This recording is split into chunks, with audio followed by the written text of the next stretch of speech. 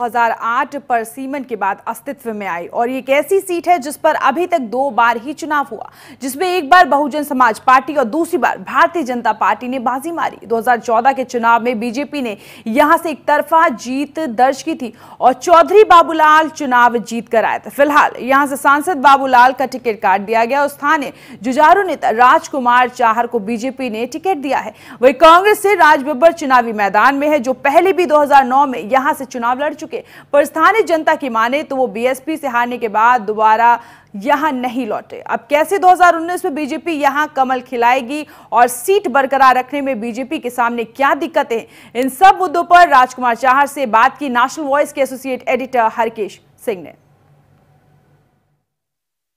हमारे साथ मौजूद हैं भारतीय जनता पार्टी के प्रत्याशी राजकुमार चाहर जी, फतेहपुर सीकरी से। आइए उनसे कुछ सवालात करते हैं। सबसे पहले अपने जीत के सिलसिले को कैसे आप यहाँ पे तय कर पाएंगे? जो पिछली बार बाबूलाल जी ने यहाँ पे जीत दर्ज की थी, उसको वापस कैसे पाएंगे? देखिए, कैंडिडेट जो होता है वो तो एक निमित्त मात्र होता है।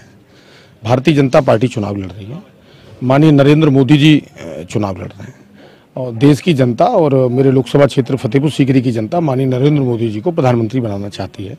मैं तो एक सामान्य कार्यकर्ता हूँ, टिकट मिली है, उस नाते से जनता के बीच में जा रहा हूँ। फतेहपुर सीकरी में ऐसी क्या बात है कि राज बब्बर, आप और गुड्डू पंडित जी, तीनों लोगों ने उन लोगों को रिप्लेस किया है जिनके नाम सबसे पहले आ रहे थे यहाँ पर, और टिकट इन तीनों लोगों ने लिए हैं अलग अलग पार्टी से। अब देखिए, मैं अन्य दलों के बारे में तो कोई टिप्पणी नहीं करना चाहता। हर दल जो चुनाव में आना चाहता है वो चुनाव लड़ता है। नहीं, क्वेश्चन मेरा सभी से है। जी, मैं देखिए, मैं कह रहा हूँ, मैं अपने बारे में ही कह सकता हूँ। मैं भारतीय जनता पार्टी का एक बड़ा सामान्य कार्यकर्ता हूँ और पिछले लंबे समय से मैंने किसान की, गांव की और नौजवान की और गरीब की मैंने लड़ाई लड़ी है। भारतीय जनता पार्टी के नेतृत्व का आभार व्यक्त करना चाहता हूं कि मुझे जैसे बहुत सामान्य किसान के बेटे को उन्होंने मुझे अपना उम्मीदवार बनाया।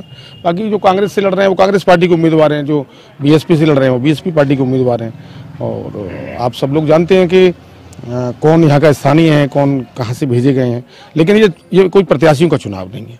ये चुनाव तो देश की तकदीर बनाने का चुनाव है और भारतीय जनता पार्टी का नेतृत्व, भारतीय जनता पार्टी के नेता, देश के नेता और इस समय दुनिया में छाने वाले माननीय नरेंद्र मोदी जी का चुनाव है।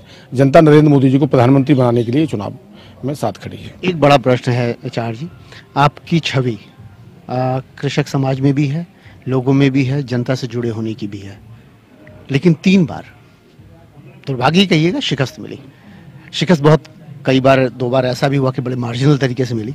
इस बार क्या उम्मीद लग रही है?